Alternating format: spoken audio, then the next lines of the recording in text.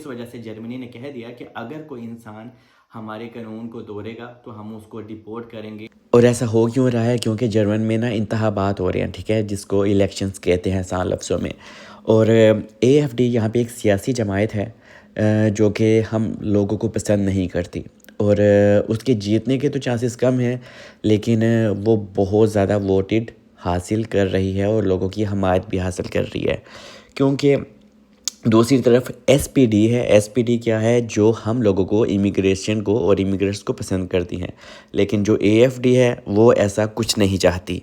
और in case अगर दूसरी पार्टी जीत जाती है, ठीक है, तो फिर थोड़ी सी प्रॉब्लम्स होगी, क्योंकि वो इमिग्रेशन और इमिग्रेंट्स को पसंद ही नहीं करती। क्योंकि जैसे कि आज से 8-9 साल पहले जर्मनी ने असाइलम सीकर वालों के लिए अपने दरवाजे खोले थे, और सीरियन के लिए जब उन्होंने सीरियन के लिए दरवाजे खोले थे, सीरियन अभी तक मौजूद हैं, तो असाइलम सीकर का भी मैं आपको गाइड करता चलूँ कि बहुत ज़्यादा लोगों को जर्मनी ने पेपर्स दे दिए, क्योंकि जर्मनी ने 5 से 6 साल वाला रूल पास कर दिया था कि जो इंसान जर्मनी में पिछले 5-6 साल से है तो वो यहाँ पे लैंग्वेज सीख के अपने पेपर अप्लाई कर सकता है, जिसमें से असाइलम सीकर भी बहुत ज़्यादा तादाद में थे और उनको पेपर्स मिले भी हैं, जिनमें से मेरा दोस्त है दानियल, साजिद को मिले हैं, अली को मिले हैं, मुबशर को मिले हैं, और बहुत ज़्यादा दोस्तों को मिले हैं, रमज़ान को मिले हैं, काफ़ी ज़्यादा मेरे दोस्तों को जिन्होंने असाइलम किया हुआ था उनको भी पेपर्स मिले हैं।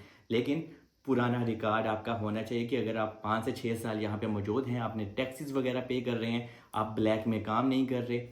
क्योंकि जब आप गवर्नमेंट को टैक्स देते हैं तो ये आपके पास एक अच्छी अपॉर्चुनिटी होती है कि आप जर्मनी में पेपर अवेल कर सकते हैं। और अगर जर्मनी में आपको पेपर मिल जाए तो समझ लें एक हाथ में आपका ये जर्मनी का डॉक्यूमेंट्स है, वो आपका 1 करोड़ है आपके हाथ में। जर्मनी के पेपर्स की इतनी वैल्यूज़ हैं, क्योंकि जर्मनी के पेपर मिलना आसान बात नहीं होती। लेकिन अगर आपका कोई क्राइम नहीं है तो फिर आप पेपर अप्लाई कर भी सकते हो अगर आपने असाइलम किया हुआ है। और असाइलम अगर आपने किया हो तो सबसे अच्छा है कि आप हाउस बिल्डिंग करो, ठीक है। हाउस बिल्डिंग के ऊपर मैं एक पूरा सेशन बनाने वाला हूँ कि आपने कैसे तलाश करनी है। और अगर आपने जर्मनी में हाउस बिल्डिंग कर ली तो समझ लें आपको कोई बंदा जर्मनी में डिपोर्ट नहीं कर सकता, क्योंकि जर्मन को चाहिए ऐसे बंदे जो यहाँ पे आके काम करें, एज आ हेल्पर काम करें, ओल्ड हाउसेस में काम करें। जर्मन को नर्सें चाहिए, जर्मन को डॉक्टर्स चाहिए, इंजीनियर चाहिए, इनको हर फील्ड में बंदा चाहिए। तो हाउस बिल्डिंग एक बहुत ही अच्छी अपॉर्चुनिटी होती है, चाहे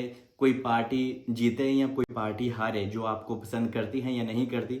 अगर आपने हाउस बिल्डिंग कर ली तो जर्मनी से आपको कोई भी निकाल नहीं सकता।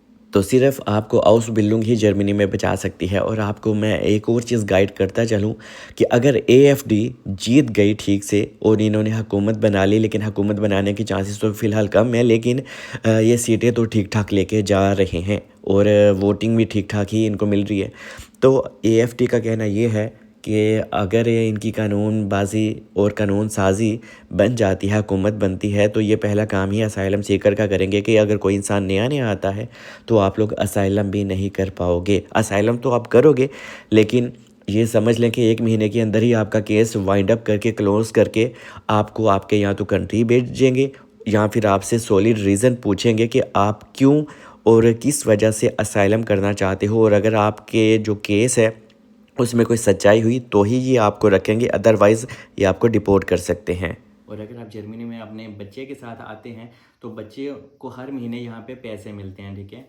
पिछले साल 2024 में ये जो अमाउंट बच्चों को मिला करती थी, जिसको किंडर गेल्ड भी बोला जाता है यहाँ पे, तो वो 210 और 220 के बिटवीन थी। लेकिन इस साल 2025 में ये पैसे भी बढ़ा के 250 से 260 यूरो आपके पर बच्चे को मिला करेंगे, क्योंकि जर्मनी चाहता है कि इन पैसों से आपके बच्चों का सिस्टम चल सके।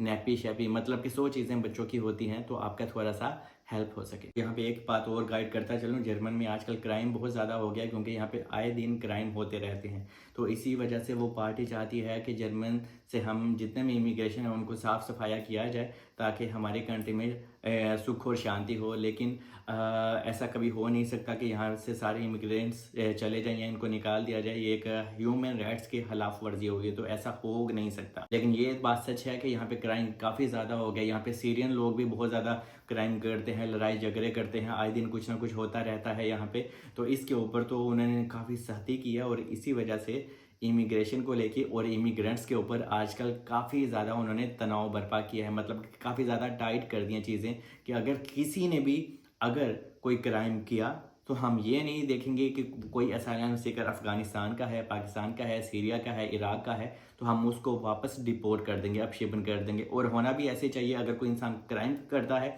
आई थिंक तो उसको डिपोर्ट ही करना चाहिए। मैं तो इस हक में हूँ, क्योंकि कुछ लोग हमारे ऐसे भी हैं यहाँ पे जो कहते हैं कि हम इराक से हमारा ताल्लुक है, हम कुछ भी कर लें हम डिपोर्ट नहीं हो सकते। उनके माइंड में ऐसी सिचुएशन होती है, तो इस वजह से उनका माइंड इधर उधर हो जाता है और वो उनका जो दिल में आता है वो लोग करते हैं। तो वो कभी लड़ाई झगड़े करते हैं। तो इस वजह से जर्मनी ने कह दिया कि अगर कोई इंसान हमारे कानून को तोड़ेगा तो हम उसको डिपोर्ट करेंगे, चाहे वो अफ़गानिस्तान से हैं या किसी भी कंट्री से हैं। और बहुत ज़्यादा लोग ये भी मुझसे क्वेश्चन करते हैं कि सलमान, जर्मनी में ही क्यों लोग असाइलम इतना ज़्यादा करते हैं? तो यहाँ पे अगर कोई असाइलम करता है, असाइलम एक अच्छी चीज़ तो वैसे है ही नहीं है, लेकिन लोग करते हैं।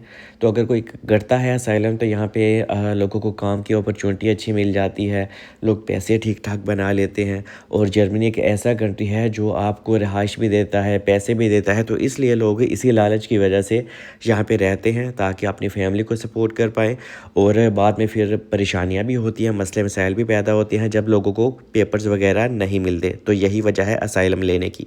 ये सब चीज़ें आपको बताना बहुत ज़रूरी था। होप कि आपको सारी A to Z मैं समझा पाया हूँ इस वीडियो में, और हाउस बिल्डिंग के ऊपर मैं पूरा सेशन बनाने लगा हूँ जिससे आप लोगों की हेल्प हो जाएगी। बाकी मिलते हैं अगली वीडियो में, मुझे दुआ में याद रखें। खुदा हाफिज़।